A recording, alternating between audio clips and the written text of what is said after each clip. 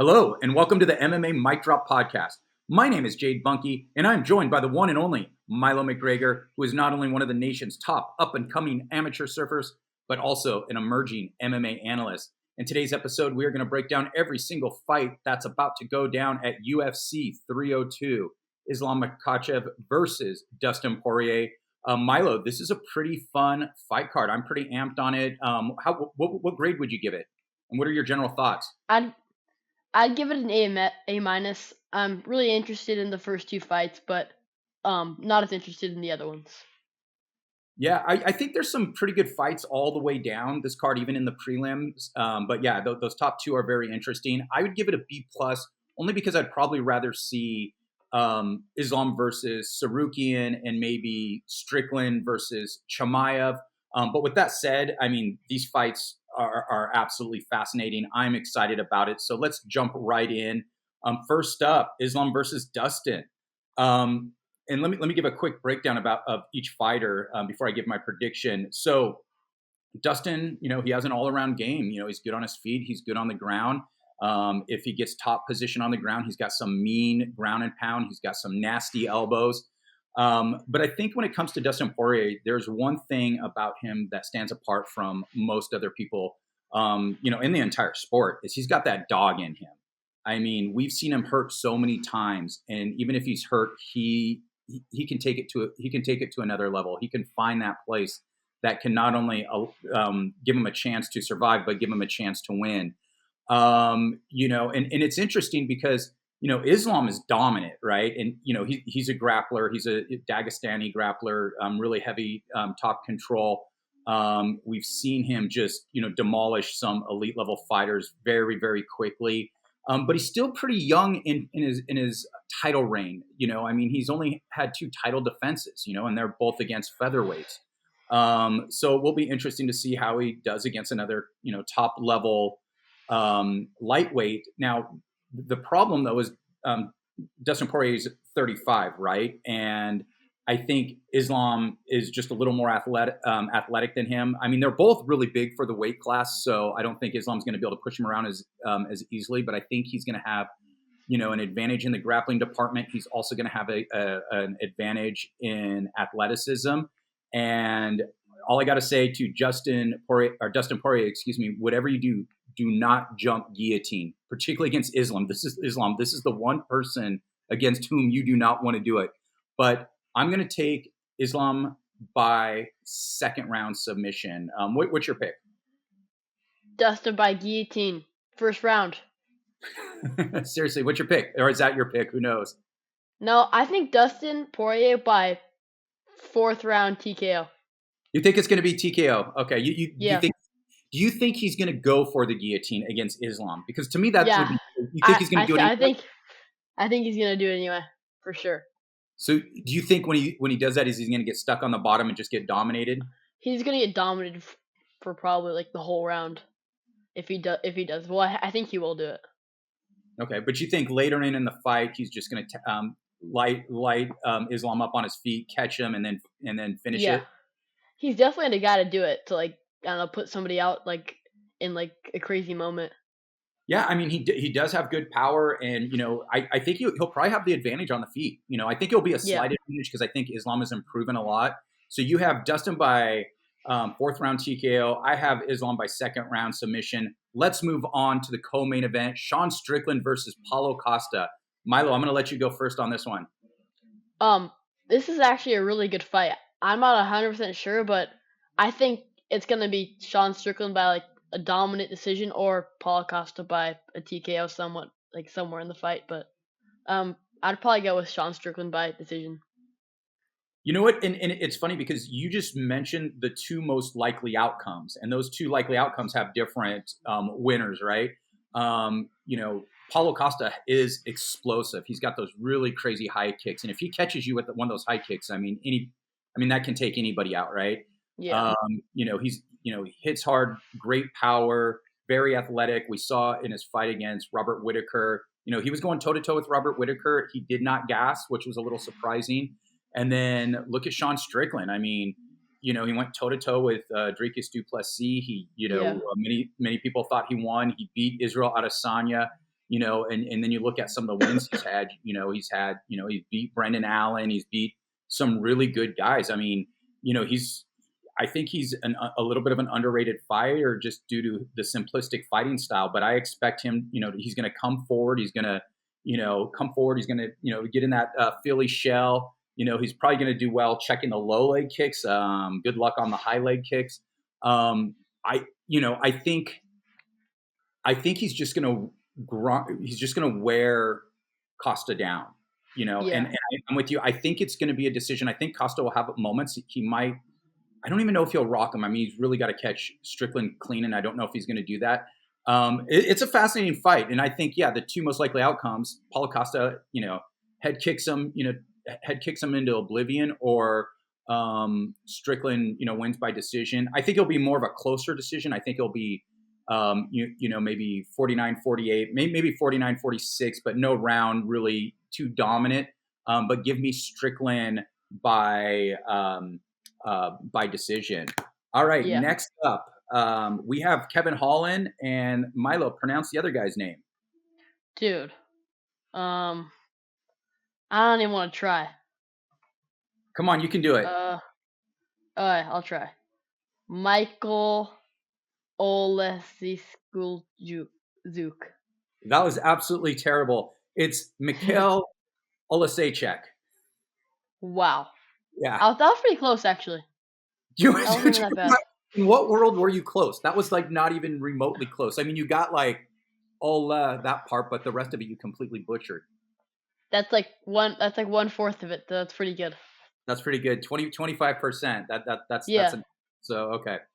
All right. I think this is a fun fight. I mean, I think Mikhail Oleksiejczuk. I think he may be a little bit underrated because he just got pieced up by Michel Pereira, but Michel Pereira is doing that to everybody. And Michel Pereira is putting the middleweight division on notice. He is 100% legit. He is a contender, and he finished Oleksiejczuk pretty quickly. Let me just look at a couple of his wins before, because Oleksiejczuk is a really, he's actually a solid fighter. Yeah, his two recent wins were to Kyle Boraholo. God, I always butcher his name, so I shouldn't make fun of you about mispronouncing names. I'll just call him Kyle. He's a little off and on, but he's a solid. He's what I would consider a slightly above average fighter. Kevin Holland, is another good fighter. I mean, he got pieced up against Michael Venom Page. I think a lot of, strikers will get pieced up against Michael Venom Page. But Kevin Holland has really good power. He's got those long arms. I think he's just simply going to outstrike him. I think he's going to piece him up. I think he has the power advantage over Oleksiejczuk. I think it will be a fun fight. I think this is actually a really interesting fight. Maybe a little too high up for me for the featured bout. But I'm going to go with Kevin Holland by third round TKO. What do you think, Milo? Yep. I'm going to go Kevin Holland by a good decision, a close decision. Close decision? Okay. Yep. Yeah, this should be a pretty fun fight that I think is really flying under the radar. All right. Next up, Jailton Almeida versus Alexandr Romanov. I'm actually super pumped on this fight. This is probably the fight I'm actually most interested in for some reason. Jailton Almeida, I mean, he's an elite level grappler. And he's coming off a loss against Curtis Blades. But what many forget is he was dominating that first round. Now, to a lot of people, he's boring, right? He just kind of lays on people. But he's fighting against guys who are so much bigger. Remember, Almeida came up from light heavyweight. He was a massive light heavyweight, and he's taken his grappling heavy approach to guys that are much bigger. He couldn't finish Derek Lewis, even though he had him on the ground, the entire time. He's a remarkable athlete. He might be the best athlete in the heavyweight division. And then when you look at Romanov, his strength is grappling, and he's a power grappler. I mean, he's a good wrestler too. I mean, he comes up, and when I say power grappler, I mean, I think I'm making up this term, but what he does is instead of trying to do subtle trips or something like that, he'll pick somebody up, body slam them, jump on top, get into full mount, and just start going to town. He is fun to watch. But the one problem, his one weakness, it's not the same weakness as Almeida. Almeida's weakness is he's undersized and might have a deficiency in the striking area. But Romanov's problem is that he's fat. I mean, he's really, really fat. And that is the problem because I've never seen somebody gas as quickly as this guy. He gasses so quickly. He's fun to watch and he's dominant, but if it gets into the second round, he just gasses. And there was a fight, I think he dropped all the way down to 240 or something like that and was looking good. This is when he was winning. And then he went back up to 265. I checked Instagram a couple weeks ago. He's still looking pretty fat. And if he comes in really fat, I mean, I don't expect him to win. He can control and out-wrestle Almeida. I don't know if he can out-grapple him. I think Almeida might be the better grappler, but Romanov's a better wrestler. And he's so big, he's going to be a lot bigger. There is a chance that he could finish him in the first round. But I think Almeida's going to weather the storm. And who knows? I mean, Almeida's so good, if he gets the first takedown, he might be able to keep him there. Give me Jailton Almeida by second round submission. What do you say? I'm going to go Jailton Almeida by kind of a slow decision. He's going to keep. I think he's going to keep him. He's just going to keep it against the fence and just kind of hold him there. So you think it's going to be a boring grind? Yeah, I do. I think that's what a lot of people are thinking, but I'm absolutely fascinated by this matchup. All right. Next up, Milo, pronounce these names, please. First one, I'm hoping is very. This one's Randy Brown versus Elizeu Zaleski dos Santos. That was perfect. All right, you got the Dos Santos part, so we'll just go forward with Dos Santos. This is another good matchup. Randy Brown is good. I mean, he's one of those underrated welterweights. He's a massive welterweight. And let me just bring up, I want to see, he's won his last two. And then, let's see, hold on, let me just bring it up. So he lost to Nico Price in 2018. And let's see, 1, 2, 3, 4, 5, 6, 7, 8, 9, 10 fights since then. And he's only lost twice. Jack Della Maddalena and Vicente Luque, excuse me. But I mean, look at his wins. It's over, Chaos Williams, Francisco Trinaldo before, Trinaldo is getting a little old by then as well. His last win, is Soleckov. Soleckov's again getting old, but Randy Brown is good. He's got an incredible reach. He's a really good striker. He's incredibly dangerous, but Dos Santos is really good too. Dos Santos is the only person to ever beat. Besides Dustin Poirier, the only person to beat Benoit Saint Denis. Granted, that was Benoit Saint Denis up a weight class, short notice UFC debut, but it was probably the beatdown of the year. But Dos Santos, he's 37. I don't think he's such a good fighter. I think he's crafty enough to be able to make it go to a decision. But I'm not sure if it will. I think Randy Brown, his striking is crisp enough that I think at some point he will catch him. Give me Randy Brown by third round TKO. What do you think? I'm going to go Dos Santos by decision. Okay. Is it that veteran savviness, or give me a little more insight? Yeah. I mean, yeah. I think he's just going to keep his distance, and I don't know. He's going to piece him up. So you think he's going to win an outside battle against Randy Brown? Yeah, I do. All right, that's an interesting take. But I know you like strikers, and so let's talk about some strikers. Roman Kopylov versus Cesar Almeida. This is another, and this is where, this fight card, there's not a lot of big names outside of the top, top couple of fights, but there's some sneaky good matchups, and I think this is another one. Almeida, he's an undefeated kickboxer. He's 5-0. I think he has one fight in the UFC. Let me just bring it up real quickly. Let's see. He has one fight. He won that by second round TKO. He came from the Contender Series. Problem is he's 36, right? And that's a little bit too old, to start your career, in the UFC. I think particularly at middleweight division. Unless you're Alex Pereira, you can apparently do whatever you want. Alex Pereira, what did he come? He came in maybe around 33 or so. He came in a little bit younger. But I mean, Pereira was just a different level of a beast, monster, whatever you want to call him. Kopylov, I think Kopilov's a good all-around fighter, but he's got really good striking skills. I think his grappling's a little underrated, and he's 12-3 in his last fight. I mean, I was sitting there just a few rows back against Anthony Hernandez, and he had his moments. And look, Anthony Hernandez is legit, so I don't read too much into that loss. I think his all-around MMA skill set might be too much for Cesar Almeida. But hey, they're both probably going to engage on the feet for a while. Anything can happen. But I'm going to take Kopylov by third round TKO.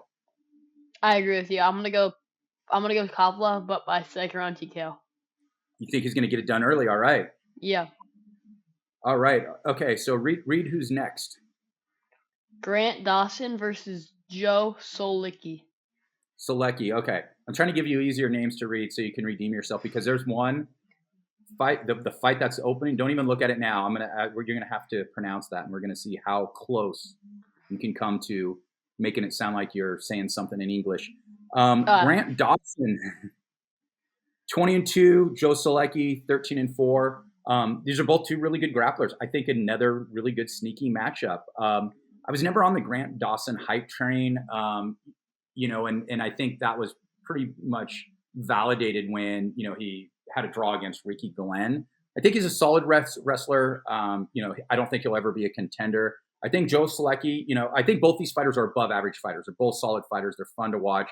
I think Joe Solecki's more, has probably a little bit better Brazilian Jiu-Jitsu than Dawson. I think this is going to be an interesting matchup. Is Dawson just going to control him and eke out a decision, or is Solecki going to find an opportunistic sub? I'm thinking Solecki is going to find a sub. Give me Solecki by second round submission.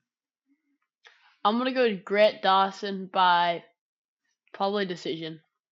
Do you think the wrestling is just going to be too much for the jiu-jitsu? Like he's going to control? Yeah. What are your thoughts? Or a TKO, maybe like this ground and pound or something like that. Ground and pound. Okay, so you're looking at him. Did you say eke out a decision or a dominant decision? No, dominant decision. Dominant decision. Okay. I think a lot of people are probably with you on that. All right. Again, another really fun matchup: Nico Price versus Alex Morono. Nico Price is a freaking wild man. This dude just likes to get in the pocket. He likes to throw down, and he likes to brawl. He has some remarkable finishes. There's this crazy finish against Randy Brown that he had back in 2018. I believe he was on his back, and it was just it was something crazy. But I think he's starting to fall off a little bit.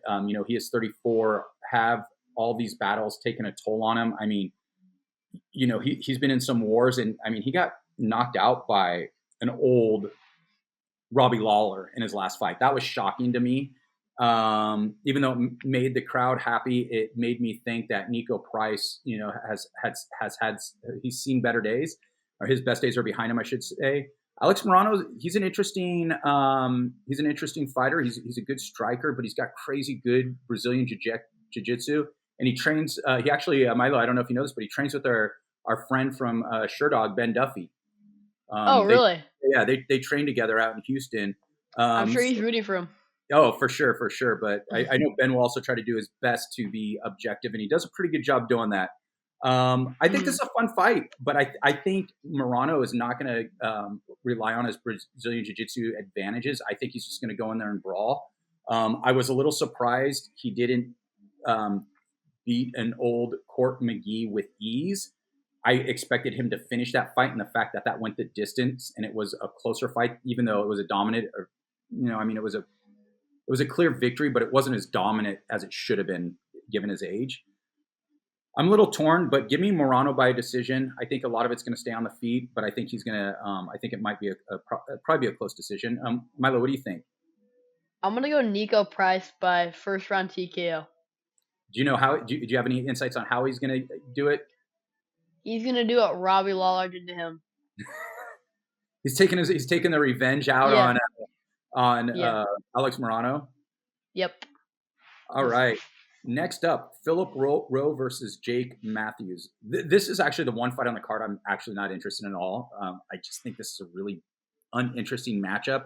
I mean, it's a competitively appropriate matchup. I think both these guys are about on the same level. I do think Philip Rowe is a little bit better than Jake Matthews. I'm just not super pumped. I'm not going to go in depth on this. But give me Philip Rowe by decision. Milo, what do you think? Yeah, I agree with you. Philip Rowe by decision. All right, we got just a couple more fights. We have Mickey Gall versus Bassil Hafez. Mickey Gall, he's has some decent grappling skills. Doesn't have much stand up. I don't think he's overall that good of a fighter. Um, Bassil Hafez, I think he's a lot better than people realize. And I think, see, he took Jack Della Maddalena all the way to the limit. He pushed him to the limit. He lost by a very close split decision. And right then, a lot of people thought, oh, maybe Jack Della Maddalena is not that good. No, I think Bassil Hafez is that good, and I think he's a great addition to this division. And I'm trying to look at, his win-loss record right now. He's 8-4. He does have a draw on the regional scene against Jeremiah Wells. And Jeremiah Wells is an absolute beast. I think this is a mismatch. I think Bassil Hafez is going to absolutely butcher Mickey Gall. Give me Hafez by second round submission. I'm going to go Bassil by first round TKO. Oh, wow. All right. Coming out the gate strong. All right. Ailin Perez versus Joselyne Edwards. Not too amped on this particular fight either. I guess it's this one in the Philip Rowland Jake Matthews fight. I'm just not that interested in, but I would take Perez. Joselyne's big. She uses her size pretty well. But I don't think she's, I think she has like some of the raw skill. She has just some of those intangibles that could make her a little bit better. She's, I think, underachieved a bit. But give me Perez by a very boring decision. I'm going to go Joselyne by a boring decision. There we go. All right, Milo. Read the names of the fighters who are opening this fight. Adri Lima. Wait, that's the easy one. Andre. How do you see Adri? Andre. Oh, okay. Andre Lima versus Nayam Jargal Tumen de Barrel. That's actually not that bad, but I have no idea how close you are because I have no idea how to pronounce his name. I'm not even going to try. Let's see. Try. No, that's your job. Let's see. I would like to refer to him as the 8-0 fighter, but Andre Lima is also the 8-0 fighter, so I can't do that. Okay, so Andre Lima got bit in his last fight. That's how he won, by disqualification. So I'm going to refer to him as the dude that got, or the guy. I'm going to refer to him as the guy that got bit, and the other guy that didn't get, who didn't get bit. So Andre, both guys are undefeated, so this is exciting. I'm always excited, when you got some prospects. Lima looked pretty good in his debut, although his opponent, who ended up biting him, looked a little bit better. Looked like, he might have been getting the best of him. I don't. My takeaway is not that Lima is not as good as I thought he was. I just think that other guy was, a pretty solid fighter. I think Lima's good. He has some good potential. The other guy is coming off the road to the UFC. Hasn't really fought in that many high level fights yet. I don't know much about him, and so I can't even pronounce his name. So I'm gonna take the guy whose name I cannot pronounce by decision, and I don't know why. But go ahead. What's your pick? I'm gonna take Lima by bite. He's gonna bite him. He's gonna bite him. All right. So he's not the only person in the UFC who's been bitten. All right. If you do that, if that comes to fruition, you're an absolute genius. All right, we're going to go into our next segments. We're kicking it with Milo and Kook of the Week. So with kicking it with Milo, as I mentioned from the outset, Milo is one of the top up-and-coming amateur surfers in the nation. So this is an opportunity for us to get to know him a little bit better. Milo, I got word you had a contest this last weekend. Tell me what happened. I got robbed. I thought you got second place. Oh yeah, that one. Wait, how many contests did you have this weekend? Like 2. Oh, so you had 2. So one, you got second place. That's the one I got the text. I heard you got second place. Yeah. Oh yeah, I got second in my local competition. So yeah, Okay. that was cool. It was actually a lot of good people that were in it. So yeah, that was pretty cool. Was it under 18, under 16, open men's? I think it was under 17. Okay, cool, nice. Yeah. All right, congrats on that. And what was the other comp in which you got robbed? It was this NSSA Explore like regional, like the big Those, comp for like the those are big. year. That's a big deal. Yeah. Yeah, and I don't know. I was losing the heat till the very end, and there was like 5 seconds on the clock, and I got this really good wave. I needed like a 6.0, which is like a pretty good score, and I got this really good wave, and I surfed it pretty solid. I was thinking, yeah, I probably got the score, and they gave me like a 3, and even Oh. the guy that beat me's dad thought I got robbed, so it was Oh kind of funny. wow. Oh, Yeah, that sucks. Wow. I know. Was that in the first round? Yeah, that was the first round. Oh, Sucked. that sucks. Oh, that's And terrible. the two guys that were in my heat ended up making the final, and one of the guys that was in my heat won the entire competition. So it Oh was man, kind of weird. brutal. Yeah, You got yeah, robbed. yeah. All right. So next up, let's do Kook of the Week. My Kook of the Week, Carnelossi in the last fight, she won by Oh, disqualification because her opponent, and for some reason I'm just drawing a blank on her name.